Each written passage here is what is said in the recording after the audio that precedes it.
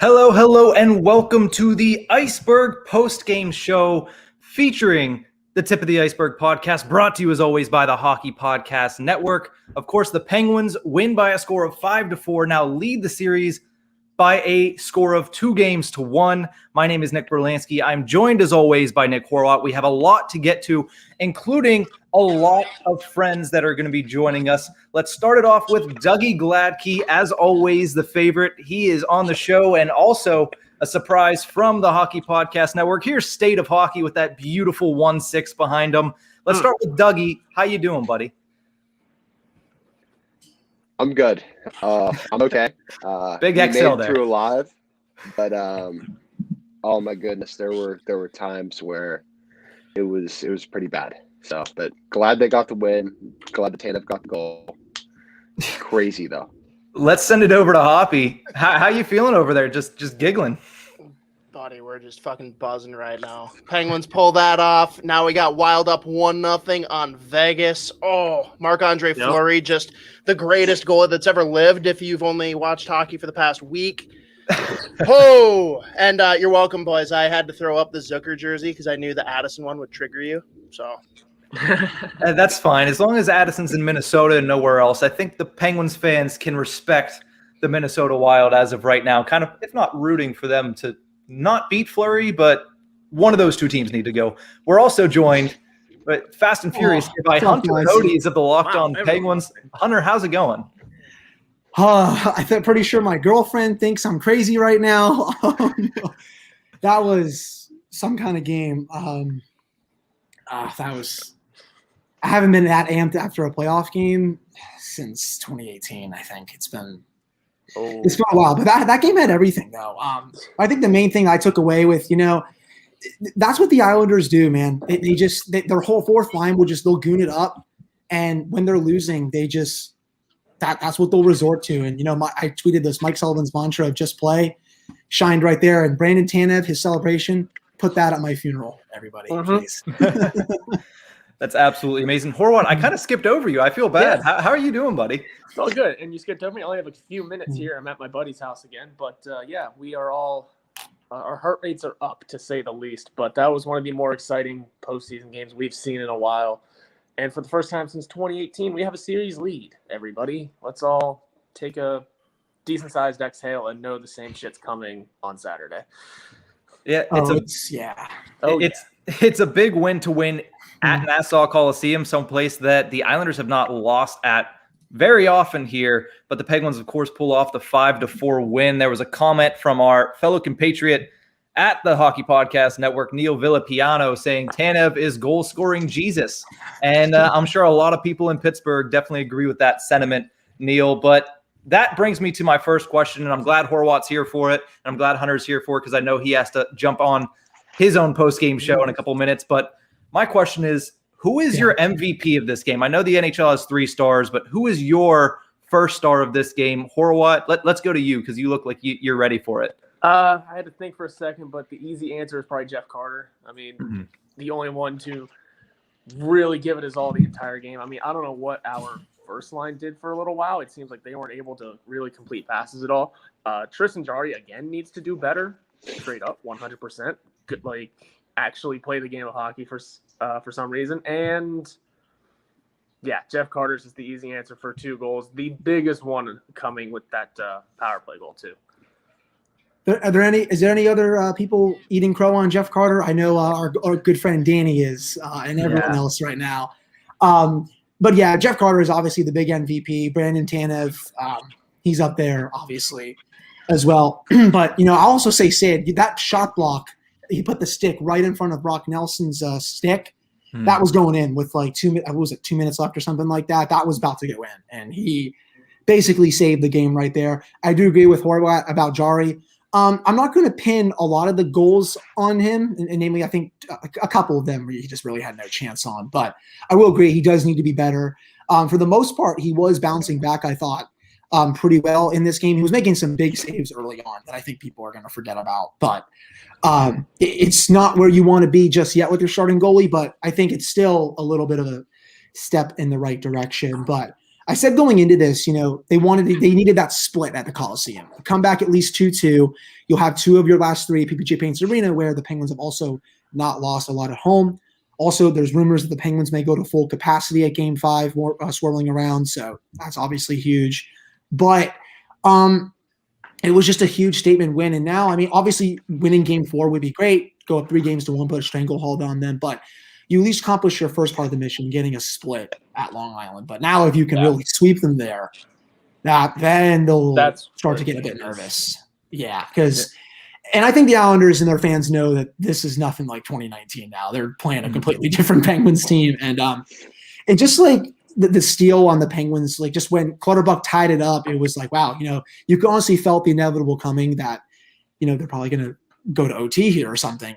But just the will that this team, I just haven't seen that in the Penguins team in a few years, to be honest.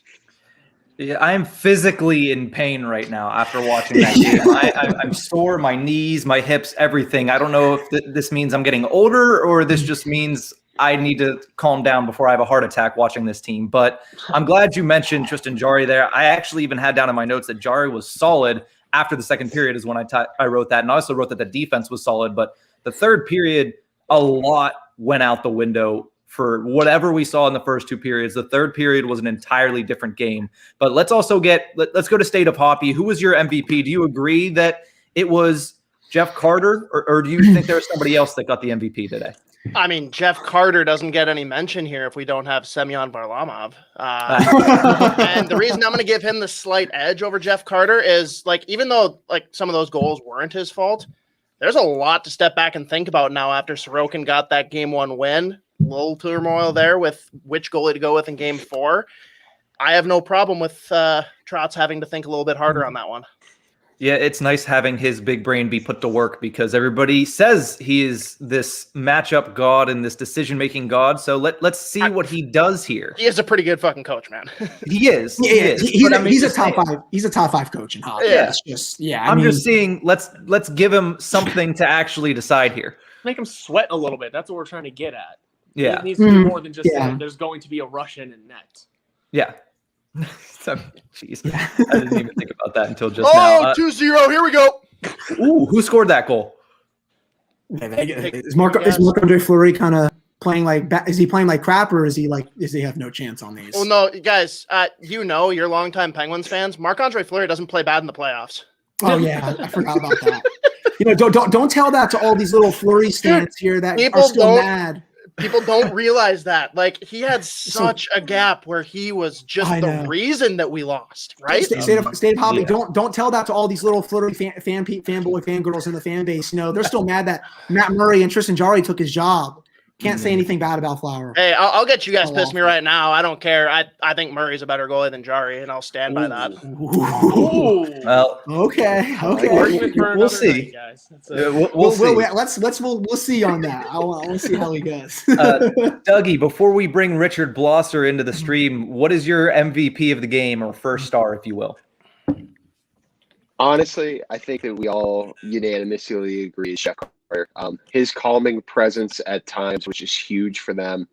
Every time he stepped on the ice, you knew he was going to do something impactful and be able to put the back in it. So definitely Jeff Carter for tonight. Mm-hmm. Definitely. And I think that's as good a moment as any to bring in the hockey hack, Richard Blosser of the Grit and Barrett podcast here on the Hockey Podcast Network. How's it going, Richard? Are you at work right now? I am in my second studio, i.e. my car. we gotta love it. Well, Richard, don't want to throw you in the fire too quickly, but we've been talking team MVPs, or for the game at least. Who do you think gets the gold star from you? I'm sure you guys have said it, Jeff Carter. Yep. Just Jeff Carter with a very, very, very close second to Brendan Tanev. Yeah, that is the first time anybody's said Tanev. And I understand Carter and the goals that he had were huge. I mean, you think about it, his first goal came right after the game was tied, I believe, in the second. I don't know. It's been a long game, but a long third period. Yeah, and then, of course, that huge goal on the power play in the third period. This is exactly why Ron Hextall and Brian Brook brought him in. So huge game for Carter, a big goal for Brandon Tanev, who even stayed up Hoppy whenever we said who was going to be the difference maker in the playoffs. You said other, and you put in the comments Tanev. Now, are you going to take full credit for that, or were you trolling a little bit? Well, I wasn't trolling at all, but I mean, I'm not going to take like crazy credit because I was one of the people that was pissed about the contract at first, if I'm being honest. Mm-hmm. Like, it was one of those ones that you look at and it's like, yeah, for the first 2 years, I'm pretty jacked about this. But then what? I got to say, though, he can stay if he just tells me who his Coke guy is. Dude, he can stay with the hair alone. That is some sexy hair, man. I can't get enough of it. I also love that they mic'd up Crosby for game one, and it was basically all stoic, not really saying much. Then they mic'd up Tanev, who is the complete opposite for game two, who is just a nutcase, entirely a nutcase. Yeah, horrible mic job to pick Crosby. Yeah. But I think we have something very important to talk about, and that is that scrum at the end. We will get to Pierre Maguire for anybody that wants to talk about him here in a bit, because I have to eat crow for trying to defend Pierre on our latest episode. And then he goes out and has the worst possible game, I think, of his career. So I'm just going to leave it at that. Let's talk about the scrum, because I feel like that's the major story that's going to come out of this and what's going to leave a lasting impact, because obviously you see what happens. The Islanders down 2 goals, start to go hard at Jari to the net. That's what they're good for. They have a lot of big bodies. They know that the Penguins aren't the greatest at keeping people out of the paint. So that's what they went for. And it just turns into a melee. Let's start with Horwat. I mean, Yep.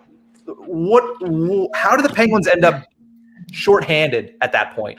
And what craziness is that? Well, we didn't get real explanations on each of those penalties that happened. I mean, we let Crosby out after the goal because for reasons, I guess. We never got real full explanations unless someone has them, and I'm just slow on getting it. It's instances like that where when I'm watching, especially in the playoffs, my inner Yinzer just flies out, and I am full mode of what a hockey troll thinks we actually are. I'm all in on it, and I don't care because it's my team in the playoffs, and I expect them to not get their asses kicked like that, especially against this team. And I said some very not nice things about Matt Martin, so I have to be very careful what I tweet because I had some things in my head. I was like, okay, I gotta calm it down here. But yeah, Matt Martin there. Dude's a joke, I guess, is my best way of saying it. I can remember. He's a disgrace. That's what he is. Yeah, someone had mentioned that they saw him at a Dunkin' or somewhere. I think it was Matt. He's hilarious. Matt said he saw him in public, and I almost responded with, I remember after the Penguins went down 3-0 in 2019, I was at work at Stage AE. I was driving back home past their hotel, and I saw them all getting off the bus. Matt Martin was the first one I saw. I'm not going to lie, for a quick second, I thought, you know what? Let's do this. But smarter heads obviously prevailed there. But, yeah, we've all had that thought when seeing Matt Martin, right? I mean, is he an honest-to-God NHL player here? Same with Cal Clutterbuck. I've never been able to stand him either. Yeah, I had a roommate in college who loved him, but that's about it. And it's just when they were down by 2, that's what the Islanders resort to. They've been doing that for years, when they play the Penguins. I mean, we're not obviously talking 2011 over here with Trevor Gillies and I don't even know who else was on the ice. But, I mean, it's just when that stuff happens, that's what they do. And they try to get the Penguins off their game. They've been doing that for years. Like I said, Mike Sullivan's mantra of just play really shined through there, though. Be curious to see what Mr. Burke is thinking up there in the press box right now. Yep. He is constantly tying and untying his tie. Now that we know he knows how to tie a tie, thanks to that TikTok tutorial that the Penguins put out. So definitely grade A content. Thank God for the Penguins and TikTok. Yeah. Grade A right there. Oh, man. But the Pittsburgh Penguins, obviously, with that melee, got the extra penalty because of a slashing to Jake Gensel as they were going to the box. So you already have 10 guys in for roughing is the polite way to say it. And then another guy throws an extra slash, and you're like, nope, you're up by 1 goal, so you're going to go on the kill. Now, I think there's a lot of issues with the way that third period was officiated. Yeah. And it seemed like they couldn't remember who they were trying to give a makeup call for, so they just kept calling penalties.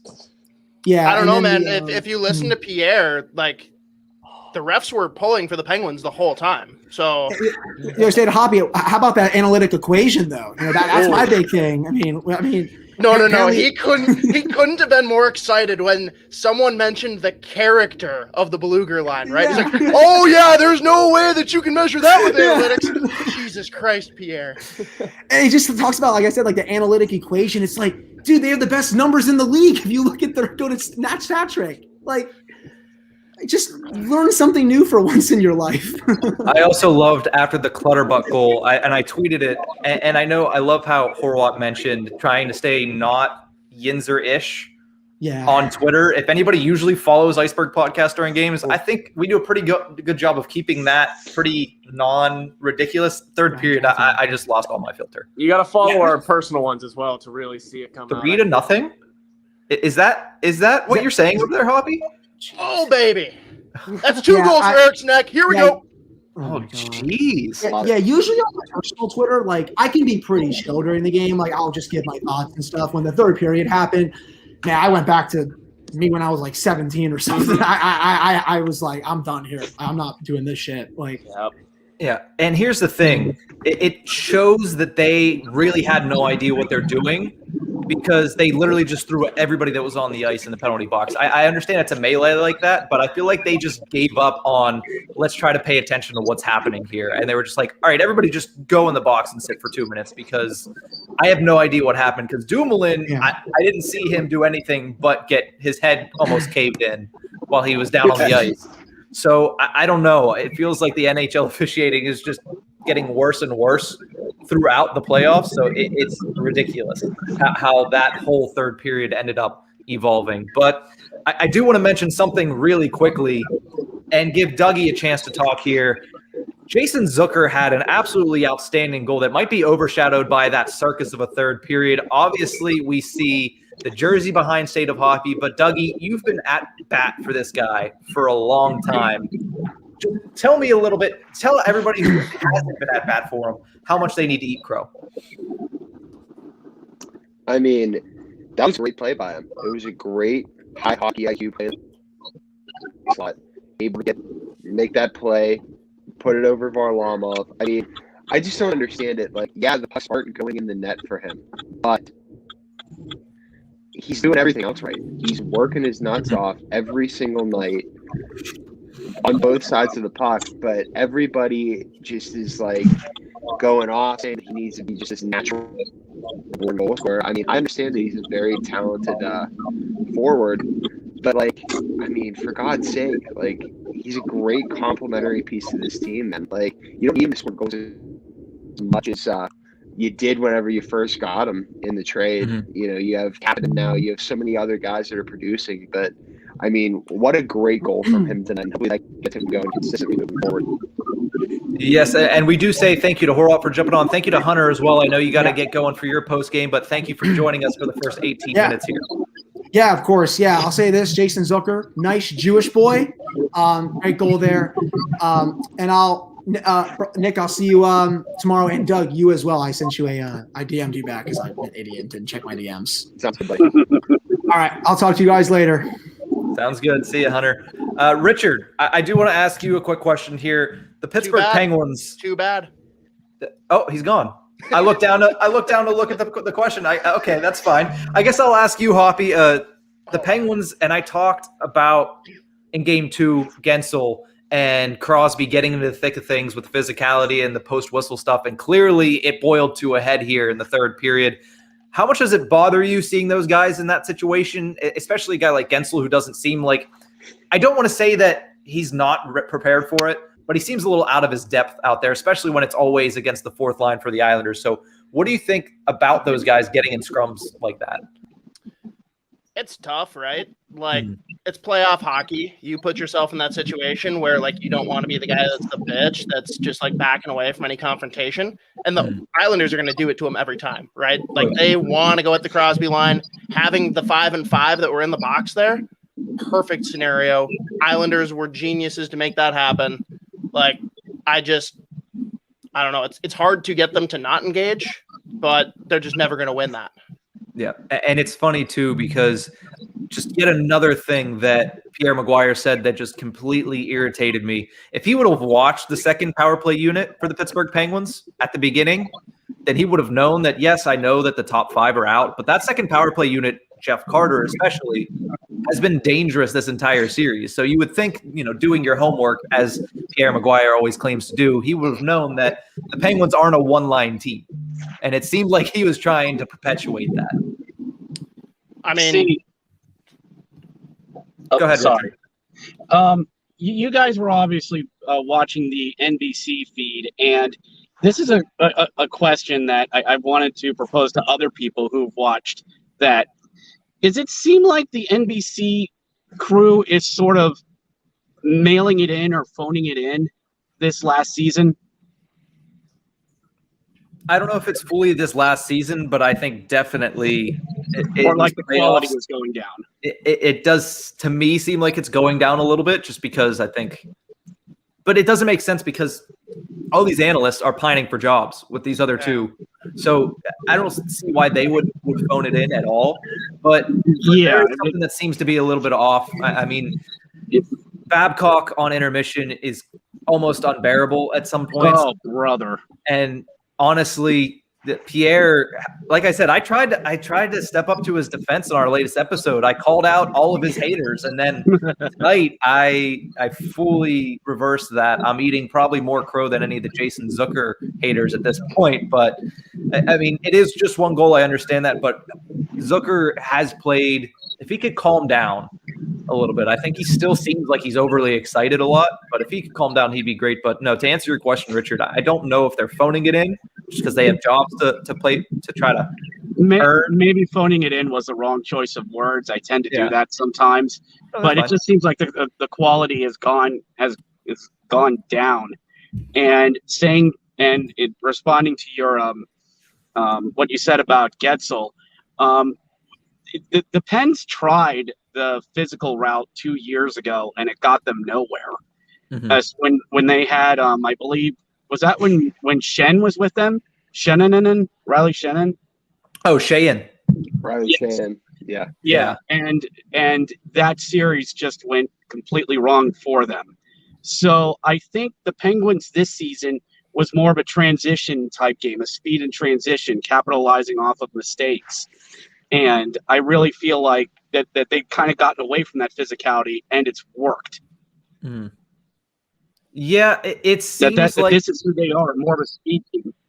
Yeah, and I'll let Dougie. Do you have something to respond to that? I know you started to say something. Yeah, sorry if I cut anyone off. You're good. You're good. I agree with what Richard said. I think they're back to being more of a speed team. Obviously, over the past 4 years or so, they've tried to get bigger and it hasn't worked. But I do agree with what you said, what you guys all said earlier. Like, I don't like Sid and Jake getting in these scrums, but like if they have to, they have to. Mm-hmm. Clutterbuck and Matt Martin aren't going away. There's a lot of other guys on that roster that aren't going to go away, but we just gotta do what they gotta do in those scrums until they're able to like get it open and get the doors off of them. Because I mean, I feel like it's coming. Like we just gotta wait to see what happens on Saturday. But they just gotta keep at it and keep playing their game. And it seemed like it happened in the first period too, because the Islanders got a lot of a boost from being at home in front of their fans, and their fans were excited and amped up for this game. So in the first period, the Islanders were hitting everything that moved. The Penguins seemingly ignored it, skated past it, dumped the puck around, seemed like they were playing a pretty decent game with almost keep away from the Islanders and just ignoring all of that extra stuff. And of course, probably wear down on them by the third period. But what you saw in the first period by the Pittsburgh Penguins is what you're going to want to see going forward here from Game 4 on. And I don't know if you agree with me, Hoppy, but I think the Penguins' best interest right now is the Mike Sullivan thing. They're not going to be able to just skate away sometimes, like when Cal Clutterbuck is laying on Tristan Jarry, turning it into Pornhub on national television. But for the most part, if you can ignore it, you should ignore it. And I do agree with Mike Sullivan on that. What say you, Hoppy? I mean, I agree. That's just tough in the heat of the moment, right? Like, obviously they're professionals and they need to know when to walk away. But like Doug said, that's just not always an option, right? Mm-hmm. So it's a fine line. I don't think there's a right answer, but yes, it's something that they need to try to walk away sometimes. Yeah, like I said, they did that pretty well in the first period, and I understand that by the third period, if you're doing that for 50 minutes, it gets pretty hard to do, especially when Kyle Palmieri is trying to play shuffleboard with Tristan Jarry's pads. So it was just all in all a crazy game, and the fact that we've gone 25 and a half minutes and haven't mentioned the name of Evgeny Malkin, who he returned tonight in Game 3, had a kind of a silent night. He didn't really put too many points on the board. He did have a nice assist on the Carter goal, his second of the game. So Evgeny Malkin played what I thought was pretty good hockey considering the way he played the last 4 games of the regular season. There was one shift in the first that Evgeny Malkin 3 blocks in one shift, and that forced Pierre, again, a recurring theme to say that this is part of Malkin's game. This is an underrated part of his game, is his defensive and blocking ability, which it's been 15 years. I haven't seen that over 15 years. I mean, maybe here and there, but not enough to say that it's an underrated part of his game. No, not even here and there. That was the dumbest pull out of your ass comment I could have ever heard from Pierre Maguire. Like, he's not a dumb guy. Like, he knows hockey, but like that was just a dumb fucking statement. And I don't know if they're stretching him too thin, because the reason I gave him a little bit of props is because he's been on every single night. Literally every single night, and it's not like he's following the series. He's flying between these, so maybe he's getting worn out already in the first round by NBC, but it seemed like he was reaching an awful lot. With how long Malkin's been around, I that's where I just can't even give him the pass on that comment. But yes, by and large, dude's running on fumes. Like, he doesn't know what he's saying half the time, but at least say something that like is conceivable. Yeah, exactly. Case in point, in the third period, he said, "Oh, wow, it looks like Komarov and Malkin are yelling in Russian back. And this is amazing." And it's like, wow, the two Russians are yelling in Russian. That's very, wow, Pierre. I'm very excited for you that you're learning culture now. But where was the even initial question here? I'm trying to keep the show on the road, but sometimes it gets a little lost. But Evgeny Malkin is where we were at. Dougie, what did you think of his performance in his first game back? I mean, like you guys said, it seemed like he was pretty quiet, but it didn't seem like he was a complete liability. You could tell he was moving. You could tell the legs were there, that he wasn't. That like there wasn't something lingering like there was the last couple of regular season games of the year. I think that they need to, just let him get chemistry again with Zucker and Cappy. I think that's something that they got to work on, because the other 3 lines were flying tonight, but that Malkin line seemed a little stagnant at times. But I think that'll all change here in a couple of days. I think they just need more practices together, because we all have to keep in mind Malkin didn't take line rushes until this afternoon. So that's a big thing. They kind of just threw him into the fire and was like, all right, you're going in and we're just going to see how you do. So yeah, for sure. Richard, let's go to you. What did you think of Malkin's performance tonight? Well, probably among this chat, I am the biggest Malkin stan. That's my guy. So to see him having oh wait, I'm sorry. Wait, Hark, did I hear that? Anyway, 2 assists in his comeback. I'll take that. I think that it was a good way to come back in and to make his presence known, and in some way kind of give the fan base say, yes, I'm back, because you're going to have a lot of the fan base that's going to have a lot of bad memories of last year in Montreal, where he was practically non-existent. So to come into New York, Long Island, and get 2 assists, I'll gladly take that. I think it was a good night for Gino, and give me more of that. Well, we are hitting the halfway point here of the Ice-Burgh post-game show. We're going to take a quick break, but when we return, we're going to talk a little bit about how Gino's return affects the lineup and what we saw in tonight's game. But we're going to take a quick break, pay the bills. We'll be right back.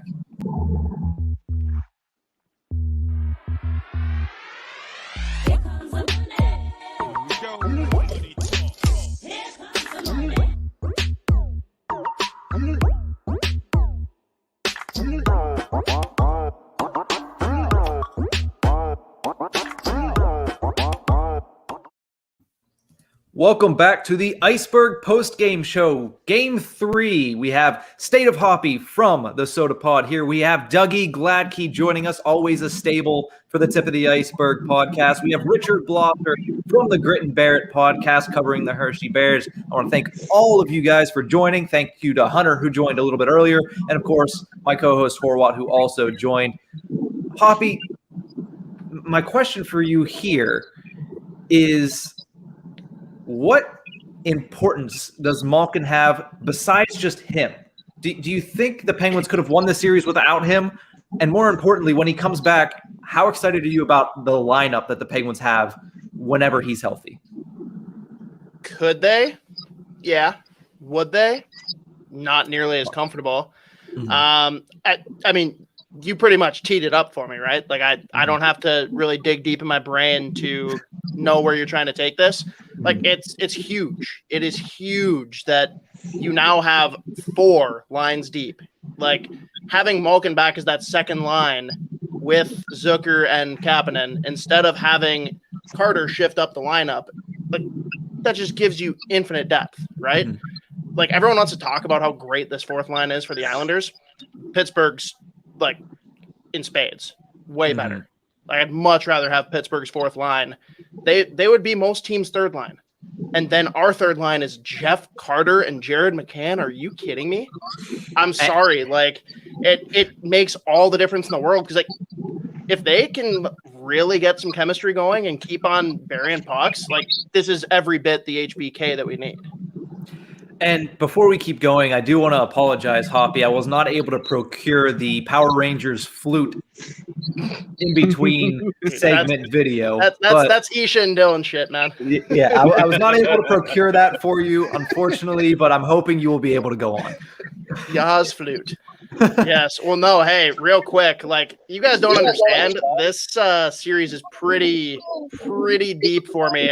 So I have 2 things going for me right now. First, one of the breweries that we're tightest with out here, we bring a lot of different brewery guests on, and one of the owners, we'll just say his last name is Letty.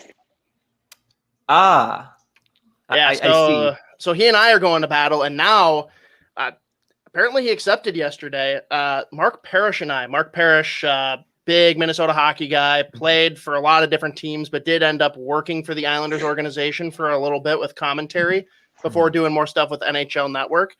And apparently he and I have a bet now that if Pittsburgh wins the series, he has to come on our podcast. And if the Islanders win, Northland Vodka. This is Mark Parrish's vodka line. I have to drink this and promote it every episode until the Islanders are eliminated if they advance. Interesting. So I got a lot on the line here, guys, on top of just my emotional sanctity. You're going to open the gate of no free ads. It's going to be free ads. It's going to be, and you know what? It's well earned if the Islanders can win this. And I'm not like a yeller. Like I don't get super emotional even in the playoffs. Like I try and kind of keep it even keel. Oh, my wife was startled with that 5th goal. Yes. Yeah. I would also say this is the first time that I have yelled as much as I have. And I told you guys, I'm physically sore right now. This is the first time I've been that invested in a game. Why your knees, though? Why? I need to understand this. Well, for one, I have really bad knees to begin with. 2, I ran 4 miles earlier today. And 3, every time I jumped up, it hurts. So it's the game. It's not running 4 miles on bad knees. I would like to give it the game. I would like to give the game because that's when it started to get sore. Hey, so you know I'm blaming it. Hey, when you post this to podcast, just clip all that out. We're good. We can pretend. Yeah, we'll just say it was the Pittsburgh Penguins. But Dougie, let me know, what do you think of this Penguins lineup? Because I know you've said a lot, and we text back and forth basically daily, and you say, you know what, the depth the depth of this team, and finally seeing the full forward lineup as it is with Evan Rodriguez is the 13th forward and a healthy scratch. How happy are you now that the depth can finally show in full force? So I'm not going to lie. Whenever I saw the lineup with Malkin taking line rushes today, I almost broke my hand slamming it on a counter because I was on the phone with somebody. I was yelling the lines to him, and then we got to the Bluger line, and I just started smacking my hand off the counter for effect. But anyway, it really just boils down to this, guys. I mean, you have 2 number 1 centers and you have 2 number 3 centers. That Crosby, Malkin, Carter, Bluger center depth that they have right now, there's not a lot of teams in the league that can match it. There's only 1 or 2 teams in this entire playoff bracket right now that can match it. One of them probably being Tampa. But other than that, they're just so deep, Freddie Gaudreau, really good complimentary piece, great find. They have options to move guys around. We're not saying Zucker has to stay with Malkin or whatever. The truth is, what I would love to see would be Zucker and Gaudreau flip. Let Gaudreau play with Malkin and Kapanen, and let Zucker go back down with that McCann and Carter pairing they look so good together before Malkin came back. So why not try and get that going? Maybe sacrifice Sheeno just a little bit to have an amazing third line and have amazing depth scoring. I mean, the thing that makes me think about is who was playing on the wings with Malkin in 2009. It was Max Talbot and Ruslan Fedotenko. Not necessarily your cut and dry top 6 guys. I think a lot of people forget that Talbot was on the second line throughout the majority of that run for the Pittsburgh Penguins. So it's fun to be able to do that. But I think right now, don't try to fix what's not broken. The Penguins put 5 goals in on a defensive-minded Islanders team. I get that things broke down at the end and it wasn't really defensive-minded. But the important thing for the Pittsburgh Penguins in all 3 of these games, in which I think this is obviously this is a completely different series than 2019. There's many reasons for that. The main one, I think, is the Penguins had a lead for 5 total minutes in 4 games in 2019. They've gone into the third period with a lead in every single game so far this series. So playing with the lead against an Islanders team is massively important. Richard, how big do you think it is that the Penguins are able to get out early and get not even the first goal, but be able to have a lead after 40 minutes in all these games? You brought up a really good point, and this is something me and my own hockey friends say about the Bears whenever we go on the road.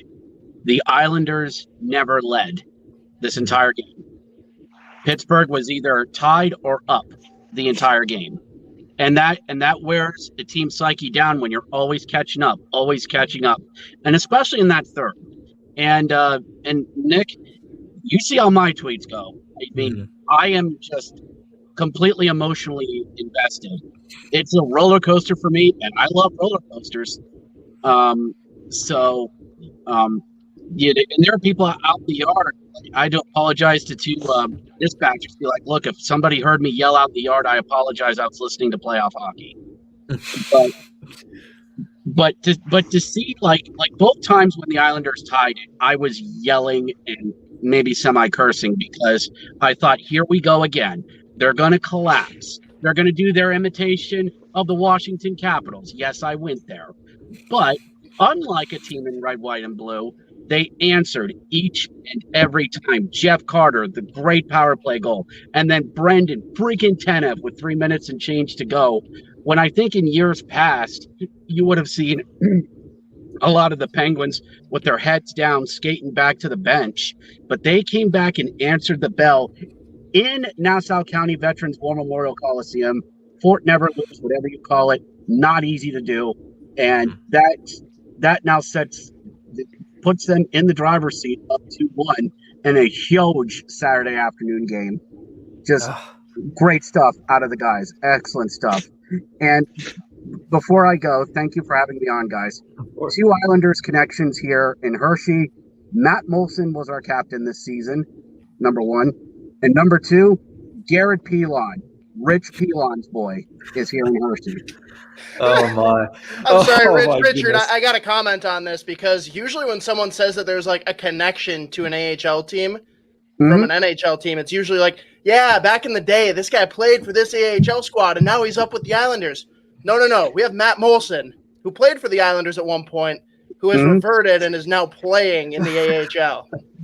Correct. Oh, all right, continue. And I may or may yell, it's Matt o'clock every time he scores. So, there you go.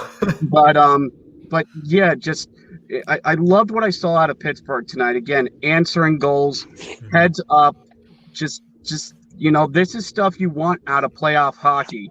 And I was kind of thinking at first when they got up early that this was going to be like the Rangers-Penguins series in 2016 when they went to Madison Square Garden and just beat the snot out of them. I think it was like 5-1 up there. And that was a Rangers team they had problem with in the early 2010s. So maybe this might be a way that they're trying to exercise one of their former demons to hopefully get a deep playoff run out of these guys. So Nick, thank you for having me on, man. I got to run. Dougie, good hearing you talk, man. And State of Hoppy, keep it up there, man. I'll crack one up there for you there, bud. Hey, cheers, buddy. Just and should I send the Hershey port up to you? Sorry, what now? Should I send the Hershey Yingling up to you? Oh, I wouldn't say no. DM sometime. We'll work out arrangements. Guys, our people will get in touch. As Red Green always says, keep your stick on the ice. We'll catch you next time. Thank you. Thank you, Richard. Thank you for joining us. And that leaves 3. We have about 20 minutes left of this stream to talk about the Pittsburgh Penguins' victory in Game 3. Crazy 5-4 win. Let me just go down the goal scorers really quickly. Only one goal in the first period. That was Chris Letang / Zach Aston-Reese / Chris Letang. It's probably going to switch 5 more times because that's how many times it's switched in the course of this game when realistically everybody else said, no one cares. It's 1-0.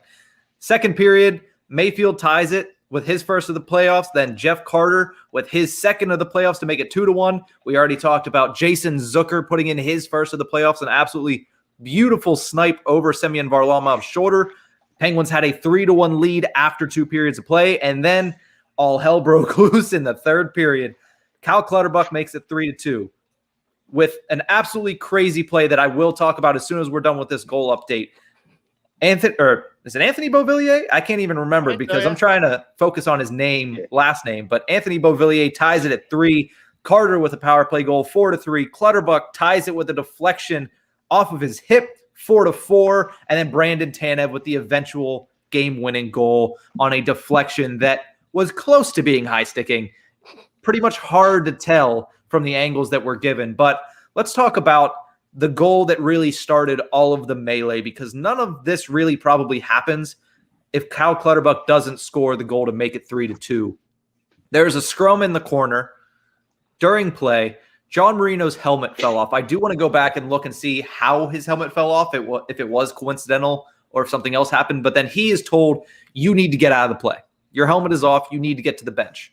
He goes to the bench. Effectively, the Penguins are on a 5-on-4 penalty kill out of there, and he has to effectively just basically give the puck to the 2 Islanders sitting there with the other Penguin outnumbered. It turns into a goal for Cal Clutterbuck and really is what reinvigorates the building, the Islanders team. That fourth line, of course, is their energy line. If they score, that's what gives them the most energy. It's not the most skilled line, as Pierre Maguire would like to say, skill and grit or whatever he called it. But they do get goals on occasion, especially against the Penguins in the postseason. So the play with John Marino, it irritates me for the sole reason is this penalty and this rule is in there to, quote-unquote, protect the players. I don't see the NHL really protecting the players a lot at the end of the regular season and into the first round of the playoffs. So something like that was a little off to me. Dougie, what did you think about the whole John Marino play? I know that it is within the rules, so there was clearly nothing outside of the rules at that point, but it just seems like there's something off about a player being told, okay, you have the puck, You were in a scrum, you need to leave and just give the puck to the other team. I think it's bizarre, and it might come down all the way to like the verbiage of the rule itself. I think that there needs to be gray area where it's like if it looks like a player intentionally knocks the helmet off of an opposing player, that needs to be like an interference penalty of some sort. Like there needs to be some sort of something that goes for that, because I mean, strategically, you can just hypothetically, you just knock John Marino's helmet off every single time, make them go on a 5-on-4, and Kyle Clutterbuck scores that goal 9 times out of 10. Like that's basically what it boils down to. But like you're right, Nick. It's a bizarre rule to have implemented in a league that really, almost in a sense, goes out of its way to not protect its players. If it were me, I wouldn't have the rule in there at all. So I think there is a place for that rule in this league, but I think you should be able to finish the play that you're currently on. You shouldn't be able to go out there and play 60 seconds in the rest of your shift with it, because that's when you escalate things. But if you're in a scrum in the corner and you get the puck, you should be able to play the puck, have a buffer time. And I understand that it's hard to ref those things, and I understand that the NHL already hasn't a hard enough time calling the calls that they have in place, but it just seems like, okay, you got to freeze where you're at. You have the puck. It's an important game. It is late, in the third period of an important game. No, you're effectively, you need to not take your ball, leave the ball, but go home. It's a strange dichotomy. Hoppy, do you have anything on that further? I mean, this is just a big thing, and I'm dealing with Wild fans like crazy right now, with everyone that's like, oh, Kaprizov's too old to win the Calder. Well, no, that's not the rule, so shut the fuck up. Yeah. Like, this is the same thing for me. Like, are we talking about whether it should be a rule or whether it was enforced properly? And getting into what you talked about there too, Berlansky, like, it's a slippery slope. Like, oh yeah, there needs to be a grace period there for him to play the puck. Okay, well, when does that grace period end if he's pursuing the guy with the puck or if he's getting into position? Like, at what point, oh, he's covering the guy in front of the net. Well, his grace period's over, so now he has to leave. Like, the refs already struggle enough, to your point. I don't want to make it any fucking harder for him. So that we can talk about Tampa Bay, right? Everyone's all butthurt that they're playing by the rules to be over the cap here in the postseason. Guess what? Chicago won a Stanley Cup in 2015 doing the same shit. So let's stop complaining about people exploiting things that exist, and let's have the discussion. What do we need to fix, I guess? Yeah, you make a good point there. Everything was, the refs called it above board, and I think it's more just how unfortunate it was when that happened. Oh, yeah. But it's such a strange thing, and it just chops up the pace of the game. And when it leads to a goal that quickly, you just look at it and you say, there has to be a better way to do this. And there might not be. There might not be. It might be easier to say, okay, it's easy for the refs. Helmet off and go to the bench. Don't touch the puck, go to the bench. But it is just a very strange. Actually, I think John Marino got called for a penalty earlier in the season, because I remember having this conversation with Horwat on the podcast where he actually played the puck and they called a 2-minute penalty on him. So maybe in his mind, he's like, no, not again. And he just bolted to the bench. But it was a weird, just the way that it happened. It was weird. I do want to bring up this question that was asked by Sly Fox Sports Pod. He has been all over it, and they have been all over this live stream. So thank you for tuning in. He asked a question here. Do we see any of the 4 Black Aces play in this series? And I'm not sure who is all on that list, but I know for sure P.O. Joseph is one of the names on that list. But do we think that we see any of the Black Aces play in this series? I'd say no, but for reference, the 4 Black Aces he's referring to, it's POJ, Casper Bjorkvist, Drew O'Connor, and I think Anthony Angelo. So I don't really see a way that any of those guys get in. I mean, the only reason I would have thought that POJ could have potentially got in would have been if Dumoulin was actually injured and had to sit out. Like, I thought there might have been like some potential that he'd go in, because we all know that Yusuf Rico isn't going to go in. No. And it doesn't make a lot of good sense to play Freeman or Ruedel on an off pair on their off side to play with Letang or, have Pedersen bump up into the lineup or whatever it may have been.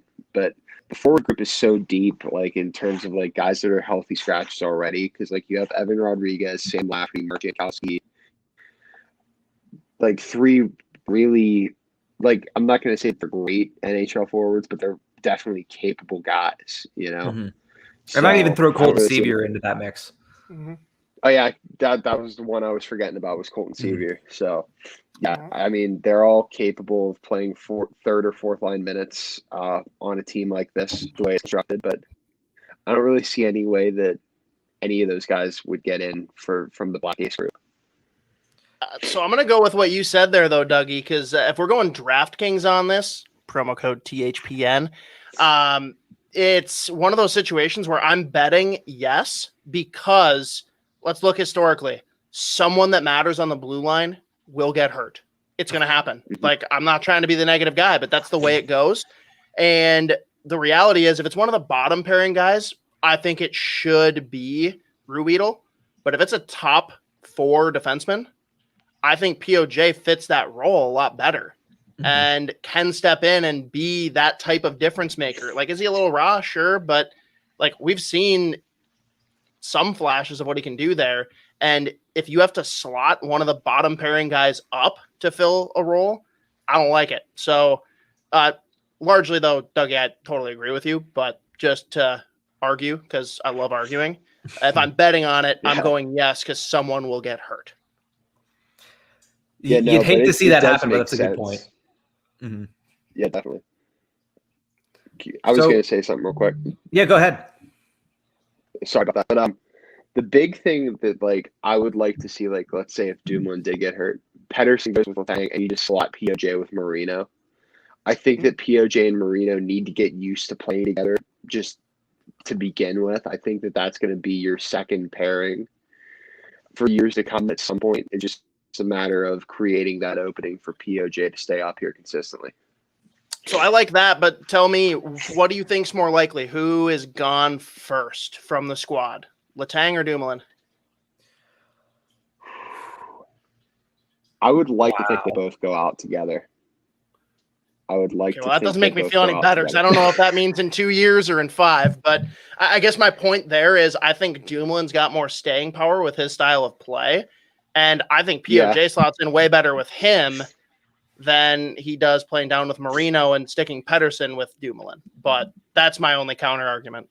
I like what you're saying. Yeah, I think that to answer your question further, in an ideal world, they both go out together in like 4 or 5 years. When Letang's right, whenever it's time for Letang to hang it up. But I mean, for as long as Chris Letang's here, Brian Dumoulin needs to stay here. He is. Like I've said this before on other podcasts I've been on, like how Crosby or like how Jake Gensel was basically like created in a lab to play Sidney Crosby. Brian Dumoulin's the same way for Chris Letang. That lab is called Minnesota. So.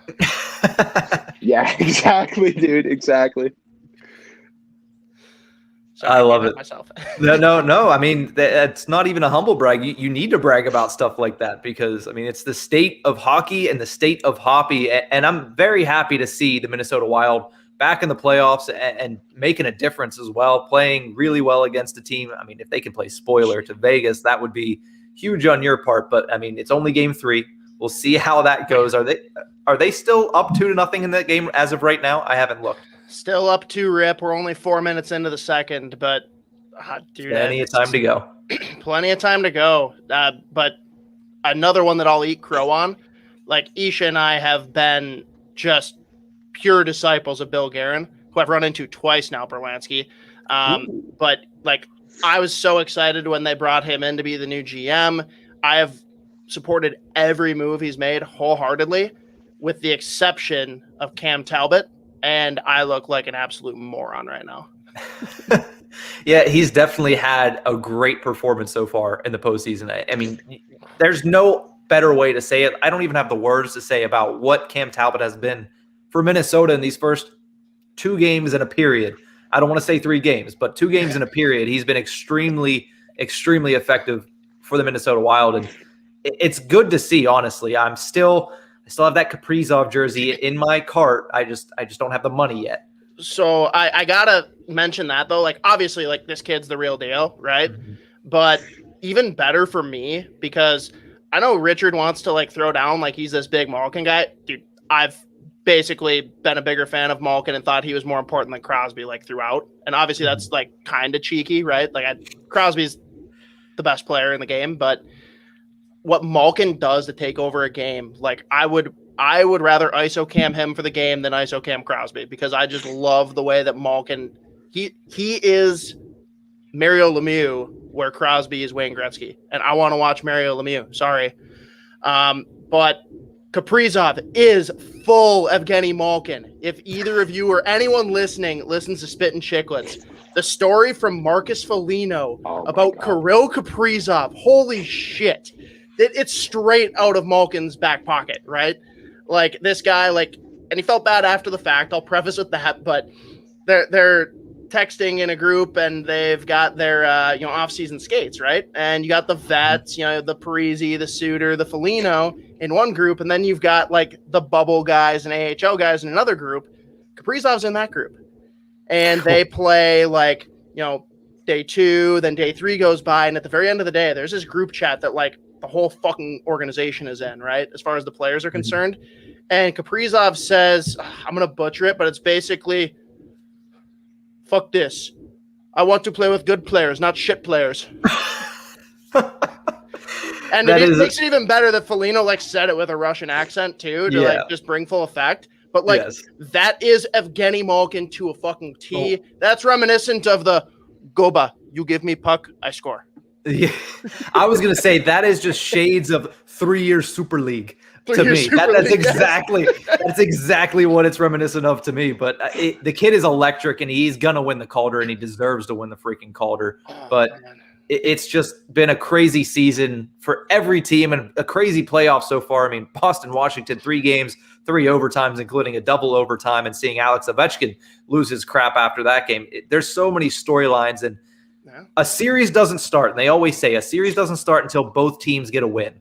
Well, after game 2, both the Penguins and the Islanders had a win. And if we saw anything in game 3, it is that this is definitely a playoff hockey series. It is crazy. It is hard to just understand at some points, and you never know what's going to happen. I again, fully sore to bring this full circle, but going into game 4, an afternoon game on Saturday, let's have a little bit of predictions. Dougie, what do you predict for game 4? Who wins the game? And if you have a score prediction, anything else, throw it out on the table. All right. Pens win 4-2. Malkin gets on the board. And Jeff Carter just keeps doing the damn thing, baby. Keeps on rolling. Mm-hmm. I like it. Hoppy, what do you have for Saturday? I got to say, going off what Dougie said there, like right now, like I know, fucking stupid, 3 games in, but like if we're done at this point and win the Stanley Cup, Jeff Carter is winning the Conn Smythe across the 3 games, right? Are we all in agreement on that? Oh, he would be the Penguins front runner right now. Yes. No question. Okay. So yeah, Jeff Carter probably scores again because why the fuck not, right? But for me, yeah, I want to see the Penguins like not get into the shit after the play like we talked about. They got to be more physical though. Like Islanders are finishing every fucking check. Like it's not a matter of like them manhandling us, but they are finishing every check, period. Penguins players, like they just kind of swipe and then they swing out and they go after the puck, which there's times where that makes sense, but you got to hit these guys, make them tired, make them think and pick their head up every time they're going into the corner.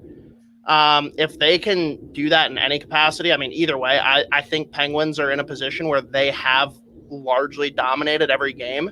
If Jari shows up, if he shows up, it's hard to lose. I think we're going with a score.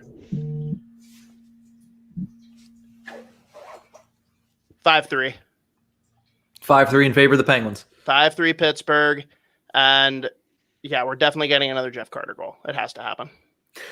That would be, 4 in 3 games? Absolutely just JC. It stands for something else as well, but I won't go that far into it. Sly Fox Sports Pod, who has been all over our comments, we got to love it. Another thank you to him. Says Pens 3-1, Gino and McCann get goals. It's funny because it feels like at some point Jake Gensel is going to have to score. He keeps getting really great opportunities. I said he was going to score in this game. He didn't. I think he scores in game 4, and I think the Penguins win 2-1. I think it's a complete dichotomy game from what we saw in game 3. 2-1 win. Jari stands on his head. I see Gensel getting one. So Sorokin does play. Okay, I like it. Yeah, that's exactly what I'm thinking too, especially back-to-back games. Varlamov was shaky to start game 2 and 2-1. That's not a good sign. Maybe we should get. Well, the big boy finally got on the board. At least that's off our back. Like Stone was going to score at some point. At least now we can check that box and not worry about it later. Yeah. Speaking of, I do want to mention really quickly, Matt Barzal does not have a goal in this series, and he was going to happen. held without a point. So that's coming down the pike at some point. I think the fourth line has done a great job against him, but in this game, you saw a little bit more jump from him. It's coming. And it sucks to be happy about an injury. That's not what I'm going for right now with this vibe, but thank Jesus that Anders Lee isn't playing. That changes the entire complexity of the series. And Palmieri's trying to be Anders Lee, but he's not. Hey, man, he's doing a damn good impression compared to what we saw in the regular season, right? He came in, and I'm like, this guy's an absolute non-factor. Oh, shit, 2 goals in the first game. Great. Mm-hmm. And that whole scrum started in the third based on him, and that led to the Islanders tying it up, really bringing the momentum full circle. So he's definitely given them something in this series. Whether or not it's to the level of what Anders Lee would bring, we can never know that. Revisionist history is not a good history. But Dougie, one last word on Matt Barzal, and then we'll actually head out of here soon. Yeah, I mean, it's definitely coming. He did look a little quicker tonight. The only thing that is unfortunate for him is he's playing with Jordan Eberle. Jordan Eberle's a very talented player, really underrated over the course of his career. But he's getting flanked by Leo Komarov, man. That's just such a bizarre player to have playing with your franchise, you know? I just don't understand that. I feel like he's getting almost anchored by Komarov in a sense. I'm surprised they haven't put Beauvillier back out there with him. I know that him and Barzal have had great chemistry in the past, but I wouldn't be surprised if we see a little different look from the Islanders here at Game 3. Most definitely. It's going to be a fun game on Saturday. It was a fun game this afternoon, I guess evening at this point for most people. But that's going to do it for the Ice-Burgh post-game show. The Pittsburgh Penguins lead the best-of-7 series by a score of 2-1, taking back home ice advantage on Thursday. Thank you to State of Hoppy. Thank you to Dougie. Before we go, Hoppy, you want to pump any of your social media? What's coming up for you guys on the Soda Pod? Yeah, hopefully, and I mean, your listeners probably don't give a shit, but we have Lindsey Brown, who actually is a transplant from Minnesota media down to Las Vegas. She's coming with us on Sunday to talk about wherever this series is at that point. I couldn't even begin to guess what's going to happen the remainder of this game and on Saturday. And also, I mean, randomly, I guess I'm only 6 followers away from 1,000. It'd be pretty fun to chirp Minnesota fans if Pittsburgh fans were actually the ones that got me over that hump. So if you guys want to give me a little bump, a little nudge, I'll definitely chirp Minnesotans, which, let's be real, I already do. We'll have to give you the Ice-Burgh bump, get you over that 1,000 follower mark. Dougie, let us know what's coming up for you in the pipeline. It sounds like you're going to be on Locked On Penguins here soon. Actually, no. No. I've started my own thing. I started my own thing. So I did this thing. It's called Forechecking TV. It's called, like I said, it's called Forechecking TV. It's me and 2 of my buddies from college, and it's just a hockey podcast that covers the entire NHL with a focus on the Penguins, and have had a lot of fun with it. That trade deadline show that we did, that was kind of like a trial run for it, see who works, who doesn't, how it would lay out or whatever. And tomorrow we're doing a new episode. It'll be up tomorrow night. It's going to have Hunter Hodes on of Locked On Penguins. And feel free to follow me on Twitter at Doug_Glatke, and follow Forechecking TV on Twitter at Forechecking TV. Definitely. You threw a big swerve at me, man. That is great news. I'm very happy You're to on hear Locked it. On, right? Nah, he's on my show. Yeah, right. That is and awesome. then buddy. Isha will bury me. It's at The Soda Pod. You can follow Yes. all of everything that you've ever dreamed of at HockeyPodNet. And that's all I've got. Well, you know what, State of Poppy? The keys to the castle are yours. Anytime fuck, you dude. want on. Hey, you know what? If you give me that key, you bet your ass I'm going to talk about the Hawaii of Canada, Victoria Island, folks. That's right. It's called Vancouver Island, but it should be Victoria Island. Well, we might be from the wild woods of Vancouver Island, but we definitely have a presence here on the more southern part of the Hockey Podcast Network. Thank you to everybody for tuning in on Facebook Live, on YouTube Live, and on Twitter. We will see everybody on Saturday afternoon. Have a good weekend, Pens fans.